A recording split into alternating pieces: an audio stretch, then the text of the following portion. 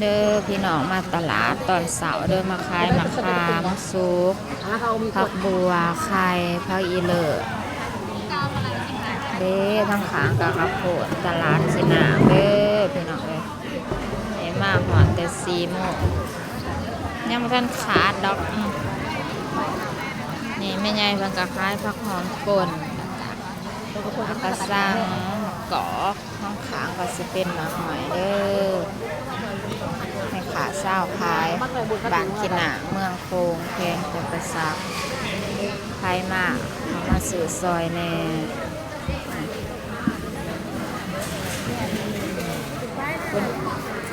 อันนี้เพิ่นผู้นี้เพิ่นก็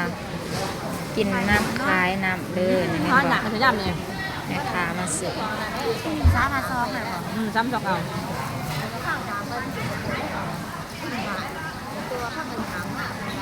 าแม่ค้าเพิ่นเดือ3 มัด 2พักนางเลย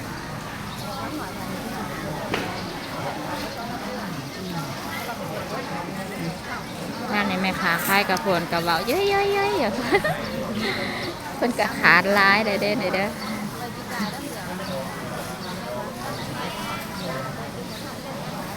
นี่ผู้สาวงามเพิ่นก็มาซื้อทางนางเดือนนี่แล้วเพิ่นก็เลือก3 มัด 2 พันทางในกับไข่เด้อไข่เป็ดนี่ผักหอมเปรี้ยวนี่ผักหอมบัวนี่มะขามซุปขามหวานจากหวานบ่หวานจนเค็ดแขวเลยว่าบ่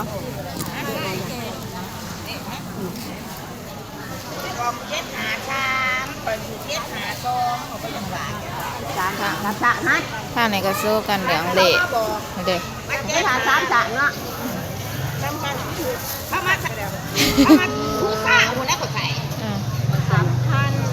นี่ฟันขากฟันแหน่เด้อไม่ใหญ่ดอก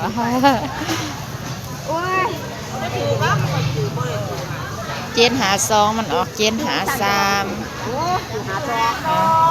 ทางในพะเกาแต่สิได้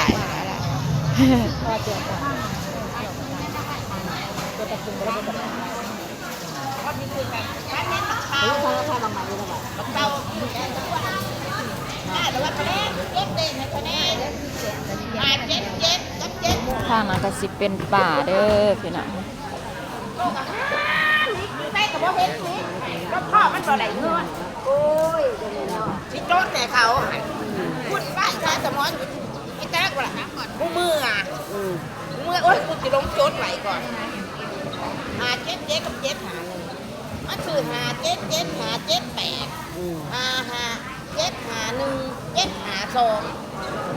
ซื้อคืนเพราะว่ามันคนนี่บอกคนบอกคืนว่าตัวนึงเดี๋ยวนี้ยังบ่ถือก็ได้ซื้อคืนไปอีกให้มาติดตายแทนครับมันได้กระไรเด็ดๆเนาะตลาดสดมันหนาวพี่น้องมันหนาว